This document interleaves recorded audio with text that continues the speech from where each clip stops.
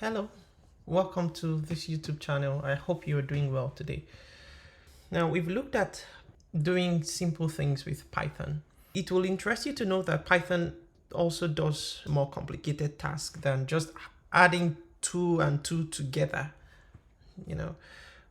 So for instance, we can write an initial subsequence of the Fibonacci series. And that's what we'll quickly do here in this video. I'll create a file. We'll call that Fibonacci. So how do we go about this? And let me just write a few comments here. Fibonacci series. The sum of two elements, this is what it means, defines the next. So say for instance, the first of course is usually 0 and then the next in the series is 1. And so the way we get the next value is by adding this one, that's the first element, and the second element together. And that will give us 1.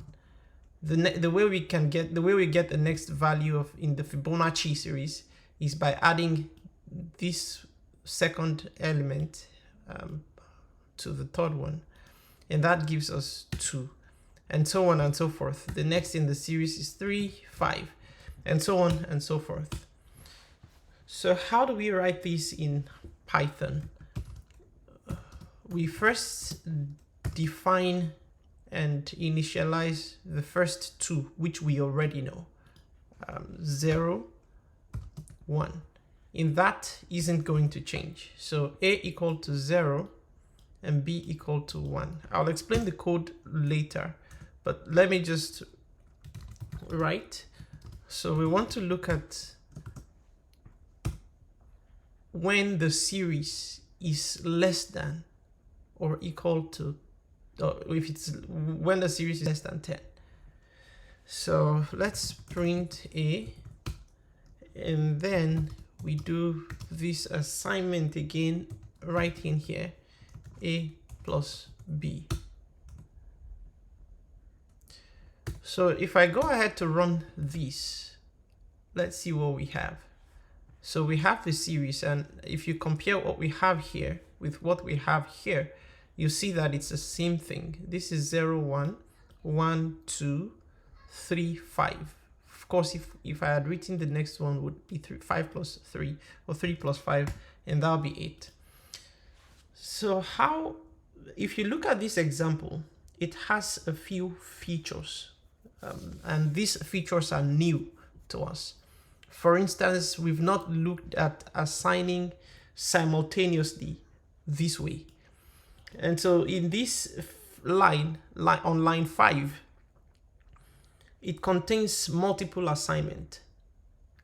And as you can see, the variables a and b, they simultaneously get the new values 0 and 1.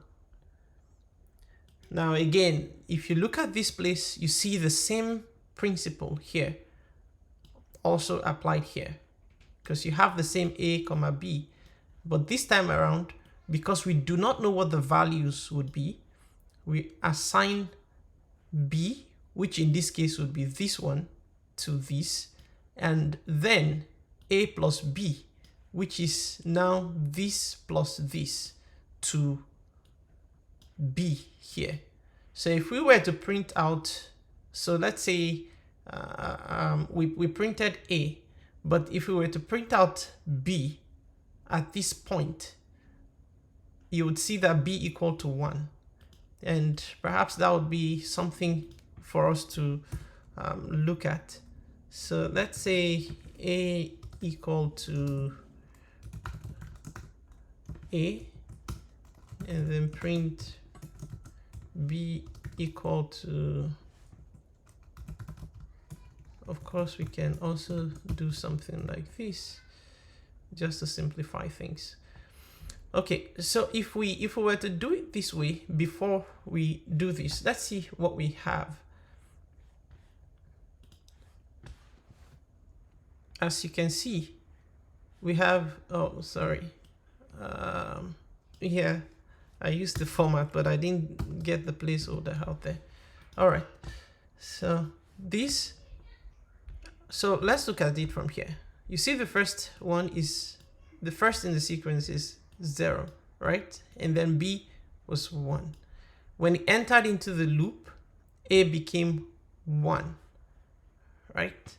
Because A is still less than, and so this first is what you see here. A equal to 0, B equal to 1. When it came to this point, at this point, if you look at the value of B, B equal to 1, right? And that's what we have been assigned to A. And at this point here, A, what was A? We have this, right? And then we have B, which is at this point, B is 0. B is 1. This one right here. And so if you look at what we had here, at this, on the second iteration, we have A equal to 1, B equal to 1. A equal to 1, and B hasn't changed either. And that's because previously, if you look at this, A is equal to A plus B. So that's 0 plus 1. So A gives us 1. And so we have A and B as the same value we had here. So this is just for demonstration purpose, to explain that part of the code. But again, you can see how we have this simultaneous assignment here. Now, it's good to note that the right-hand expressions are evaluated from left to right. So this is evaluated first, and then this is evaluated. Now, it's also worth noting that the expressions on the right side are all evaluated first before any of the assignments take place. And this is very, very important for you to take note of. This gets evaluated before any of these assignments, before any of these gets assigned the value, this gets evaluated. Okay, so let's look at the while loop. The while loop, it's a loop. So when you think of a loop, you think of something. This is a while statement. And when you think of a while statement, it's a loop. And when you think of a loop, think of something that you have something that repeats. You want to repeat a particular thing. So you repeat it. This is the condition here. So it's more like saying that you want to execute this block of code as long as this condition A less than 10 is true. As long as that condition remains true, you want to execute that part of the code. And we also have other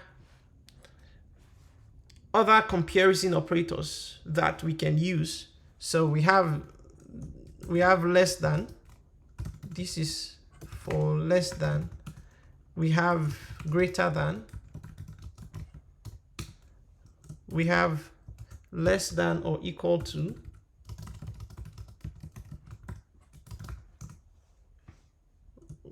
We have greater than or equal to. We also have not equal to. And we also have equal to. So all these are standard comparison operators. And this is also written the same way in C. If you know C programming language and some other C-like programming languages. One thing I would like you to notice is this while loop. If you look at this while loop, we wrote the condition and then we terminated that with, we ended that with a colon.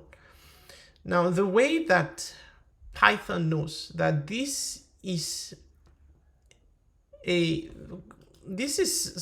container for a block of code is through this colon right here. And so if you look at this print, you can see it's not on the same line that you have this while. And that's very important because in Python, this is the way it shows that this is a block and this block must be indented. So if we were to write this like this, that would be wrong. As you can see, we already have an error here showing us that there's something wrong with this code. And if you use a text editor like VS Code and you use a text editor like PyCharm, you automatically have it indented as soon as you include this colon. So if I strike the enter button on my keyboard, I see that indentation automatically there for me. In practice, this is going to be more complicated. So you can have things that are interactive. And another thing to also note is that you can have an indentation inside an indentation. And what do I mean by that? So say, for instance, I want to have another block of code here saying that if a is less than 10, if a equal to 5, for instance, I want to print something out. I want to say, okay, print at the center. I mean, this is something I'm just making up just to make you see how this works. So you can see this is one level. This is one level of indentation. Look at this. And then this is another level of indentation. And what that means is that this print statement here belongs to this if statement. And this if statement and everything here belongs to this while. So when you execute this while, it's going to execute all of this, right? But when this if gets executed, it only executes this one because that's, as you can see, the indentation. It's more like this print belongs to this if. Another thing we look at here, and let me just get rid of this one. What we also see here is the print, which we've been using. I believe by now you should have gotten used to this print statement. And if you look at the print statement, we just included the value. So this just prints out the value. It doesn't print the character a, it prints out the value that is stored in this variable a. And so this is something that we take note of when working with Python.